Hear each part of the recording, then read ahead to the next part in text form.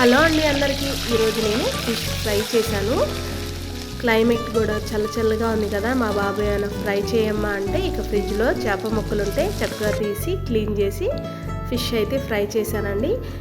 ఎలా చేశానో చూద్దామా. ఫస్ట్ ఒక స్పూన్ కార్న్ఫ్లోర్ వేసుకోవాలి.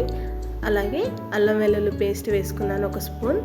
దీంట్లో రుచికి సరిపడా ఉప్పు, కొంచెం పసుపు, అలాగే అర స్పూన్ కారం, దీంట్లో ఒక హాఫ్ స్పూన్ వరకు పొడి మసాలా, ఒక స్పూన్ నిమ్మరసం, మొత్తం అంతా కూడా కలిసేటట్టు మిక్స్ చేసుకోవాలండి.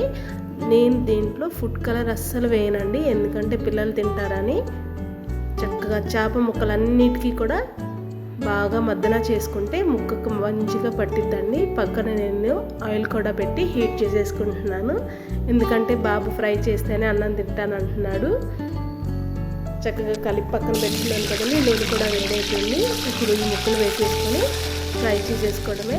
చక్కగా ఫ్రై అయ్యాక ఏదైనా రోటి పచ్చడితో తింటే భలే ఉంటుందండి. చూసారా, సగం వరకు చక్కగా కలర్ వచ్చేసింది. అసలు ఫుడ్ కలర్ వేయవసరం లేదండి. చూడండి, మంచి కలర్ వచ్చాయి. చక్కగా ఫ్రై అయితే అయిపోయింది. ఇప్పుడు తీసి సర్వ్ చేసేసుకోవడమే. అలాగే నా వీడియో కనుక మీకు నచ్చితే కనుక లైక్ చేయండి, సబ్స్క్రైబ్ చేయండి. నన్ను ఇలాగే మీరందరూ సపోర్ట్ చేస్తారని మనస్ఫూర్తిగా కోరుకుంటున్నాను.